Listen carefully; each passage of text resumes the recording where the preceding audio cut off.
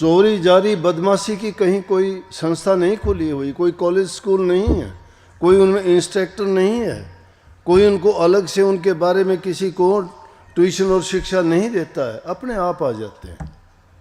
अच्छे गुण लाने से भी नहीं आते हैं। इसलिए कही कि इंसान में विकृतियां आ गई हैं। आज देखते हो कि सारी उल्टी सीधी जितनी बात है, भाई का भाई दुश्मन है, बाप बेटे की नहीं बनती है, माँ बेटे की नहीं, सास बहू की नहीं, बेटी और माँ की भी नहीं बनती आपस में। कौन ज़माना आ गया।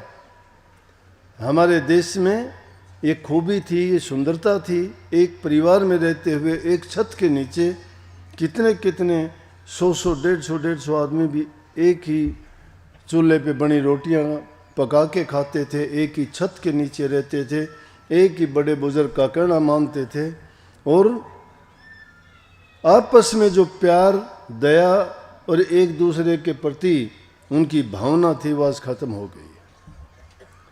ऐसे हालात में जब नफरत इतनी बढ़ रही है, उसका कारण क्या है। इंसान ने बहुत कुछ, विज्ञान की खोज ने बहुत कुछ किया, इंसान ने अपना दिमाग दूसरी चीज़ों की ओर लगा दिया, ऐसी ऐसी चीज़ों की उसने खोज कर ली कि मिनटों में जो काम बरसों में नहीं होता था, मिनटों में कर लेते हैं। जो लाभ उनको कितनी मेहनत से नहीं मिलता था, आजकल थोड़े से समय में ही मिल जाता है। एक काम को सैकड़ों आदमी करते थे, उसको बैठे बैठाए एक मशीन एक दिन में वो काम कर देती है जिसमें महीने लग जाते थे। कहीं जाने के लिए साधन नहीं थे, बहुत उसमें इंसान को तकलीफ उठानी पड़ती थी, लेकिन आज मिनटों में पहुंच जाता है। उसकी खोज ने बहुत अच्छा किया, इंसान के लिए बड़ी सुखद है, लेकिन उस सुख में पहुंच के इंसान ने दुख ही खरीद लिया। शरीर से जो काम करते थे वो काम करने बंद कर दिए। जब वो काम करने बंद कर दिए तो किस चीज में बुद्धि लग गई हमारी। खाली बैठने से शैतान का घर हो गया, ऊट पटांग बातें सीख ली, आसानी से हमें सब कुछ मिलने लग गया। जब इंसान व्यस्त था काम में, इसको ऐसा समय नहीं मिलता था कि ये कुछ ऊट पटांग सोचता, गलत सोचता। हर चीज सच्ची थी जब। आजकल तो जो भी चीज देखोगे मिलोनी है, हर चीज में मिलोनी है। किसी का इतबार नहीं रहा एक दूसरे पे, प्यार खत्म हो गया। और उस सब का कारण क्या है? क्यों इंसान इतना बेईमान हो गया, क्यों इंसान इतना झूठा हो गया, क्यों इतना अधर्मी हो गया? क्योंकि आपाधापी, सिर्फ इंसान अपना सुख चाहता है, दूसरे के बारे में नहीं सोचता।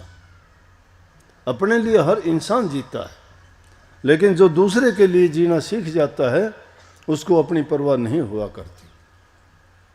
ये इंसान का गुण होना चाहिए था।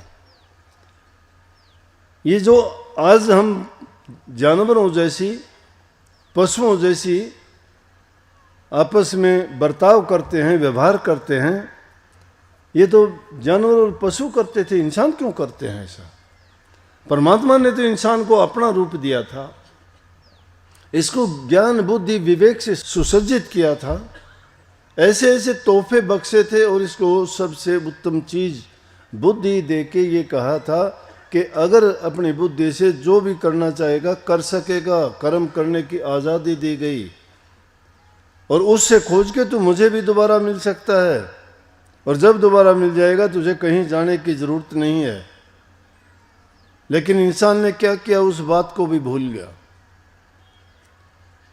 और इस काल और माया के देश में आके सिर्फ इसने ऐसे काम किए कि जिसके कारण फिर इस बंधनों से छूटना नहीं चाहा।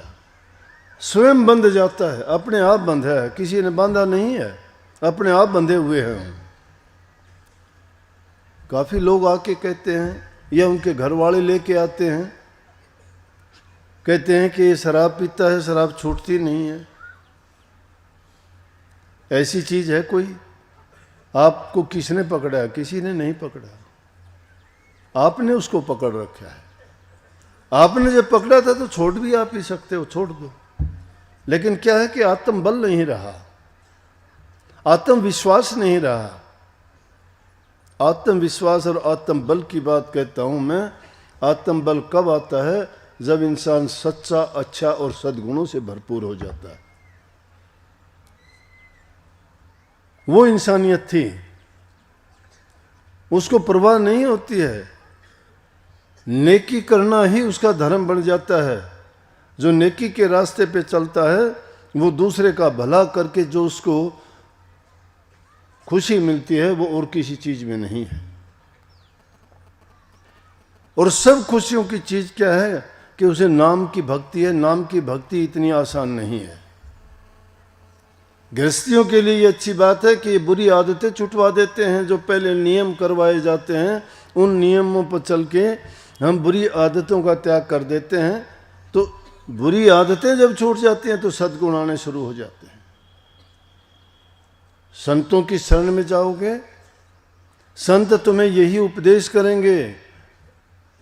लेकिन क्या सोचते हो कि चोर भी, ठग भी, डाकू भी संतों की शरण में चले गए?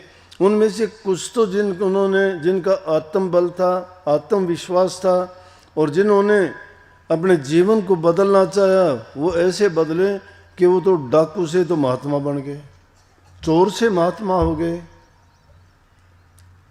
और जिनको नहीं बनना था वो सब कुछ पा के भी वापस खो के चले गए, क्योंकि वो आदत के गुलाम हैं, वो मन के गुलाम हैं, मन के कहे में चलते हैं। लेकिन संत सतगुरु की शरण में जाके तो हमें मनमुख नहीं गुरुमुख बनना चाहिए। गुरुमुख का मतलब है गुरु की आज्ञा में रहना, उनकी आज्ञा का पालन करना। और गुरु की आज्ञा अगर एक पल के लिए भी शिष्य भूल जाता है तो समझो कि उसको फिर काल और माया के चपेड़े और धक्के ऐसे लगते हैं, संभल पाना बड़ा कठिन है।